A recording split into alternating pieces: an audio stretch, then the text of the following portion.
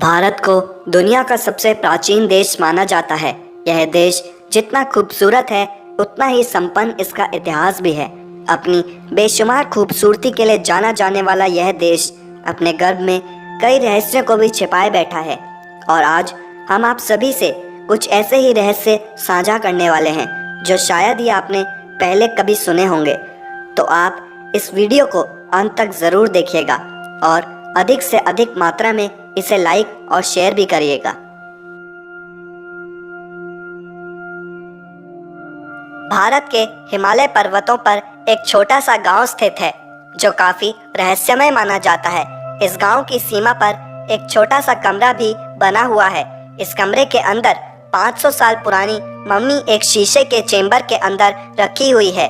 स्थानीय लोगों का मानना है कि यह एक मौन भिक्षु की देह है जो जिंदा है परंतु गहरी साधना में लीन है।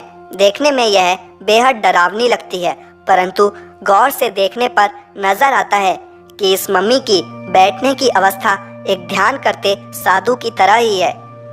इतने लंबे समय से जब लोगों ने इस देह को इसी अवस्था में यहाँ पाया तो इसके चारों ओर एक दीवार खड़ी कर कमरा बना दिया गया और आज यहाँ इसकी पूजा करी जाती है। असल में इसके पीछे का क्या रहस्य है यह कोई नहीं जानता। चीन के स्वायत्त क्षेत्र तिब्बत में दार्चेन से 30 मिनट की दूरी पर यह यम का द्वार है। यह पवित्र कैलाश पर्वत के रास्ते में पड़ता है। हिंदू मान्यता के अनुसार इसे मृत्यु के देवता यमराज के घर का प्रवेश द्वार माना जाता है। ऐसा कहा जाता है कि यहाँ रात में रुकने वाला जीवित नहीं रह पाता। ऐसी कई घटनाएं भी हो चुकी हैं लेकिन इसके पीछे के कारणों का खुलासा आज तक नहीं हो पाया है। साथ ही यह मंदिर नुमा द्वार किसने और कब बनवाया इसका कोई प्रमाण भी नहीं है। ढेरों शोध हुए लेकिन कोई नतीजा नहीं निकल सका है। ताजमहल को आज दुनिया के 7 अजूबों में से एक अजूबा माना जाता है और इसकी खूबसूरती देखते ही बनती है। परंतु क्या आपको ताजमहल के पीछे छिपे रहस्यों के बारे में पता है?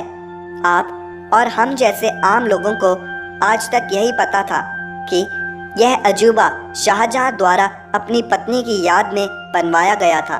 परंतु दिल्ली यूनिवर्सिटी के प्रोफेसर पीएन ओक ने यह दावा किया है कि यह इमारत शाहजहां ने नहीं बनवाई थी परंतु यह तो भगवान शिव का एक पौराणिक मंदिर था जिसको तेजो महालय के नाम से जाना जाता था और शाहजहां ने इसमें कुछ बदलाव कराकर इसमें अपनी बेगम की कब्र बनवा दी थी।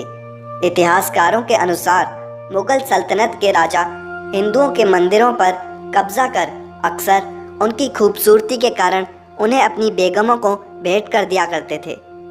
असल में यह इमारत कब, क्यों और किसने बनवाई इसका आज तक कोई सही अंदाजा नहीं लगा पाया है।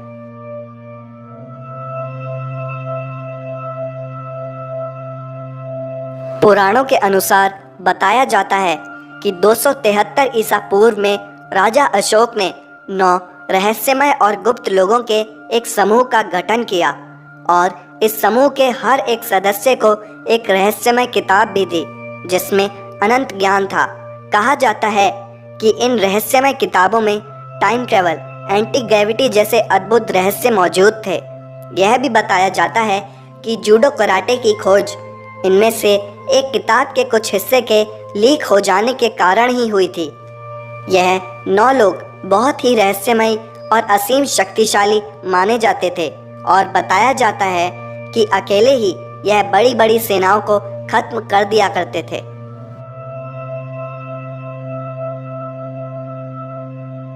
दोस्तों, क्या आप जानते हैं कि हमारे देश भारत के केरल में एक ऐसा गांव है जहां जुड़वा बच्चों की बहुतायत है। 2000 लोगों के इस गांव में 250 से ज़्यादा जुड़वा बच्चों के जोड़े हैं। हैरानी की बात तो यह है कि यह संख्या हर साल बढ़ती जा रही है। हाल ही में जुड़वा बच्चों के जोड़ों में इजाफा हुआ और अब यह 350 के लगभग हो चुके हैं। कोई भी इस रहस्य का अभी तक पता नहीं लगा पा रहा है। यह गांव इतना मशहूर हो चुका है कि कई इंटरनेशनल अखबारों ने भी इस खबर को छापा है।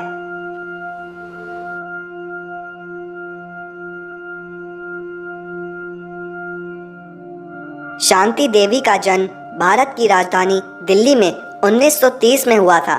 4 साल की छोटी सी आयु में ही वह जिद करने लगी कि उसको जन्म देने वाले यह माता पिता उसके असली माता पिता नहीं हैं। उसने बताया कि उसके असली माता पिता किसी अन्य गांव में रहते हैं और उसका असली नाम लुज्जी है। उसने यह भी बताया कि अपने बच्चे को जन्म देते वक्त उसकी मृत्यु हो गई थी। इस छोटी सी बच्ची की जिद के कारण उसके माता पिता उसे उसी गांव में ले गए जो उसने बताया था। जल्द ही उन्हें यह पता चला कि लुज्जी देवी नाम की एक असल में महिला थी जिसकी मृत्यु हो चुकी थी। इस 4 साल की बच्ची ने जल्द ही अपनी पिछली जिंदगी के पति को भी पहचान लिया। जब शांति देवी से पूछा गया कि क्या उसे अपनी मृत्यु के बाद का कुछ याद है, तो उसने भगवान श्री कृष्ण से मिलने की बात बताई। असल में यह सच था या एक मिथक, यह आज भी एक रहस्य ही बना हुआ है। दोस्तों, इस घटना के बारे में आपने पहले भी कहीं जरूर सुना होगा। हरभजन सिंह नाम का एक सैनिक सिक्किम में पोस्टेड था।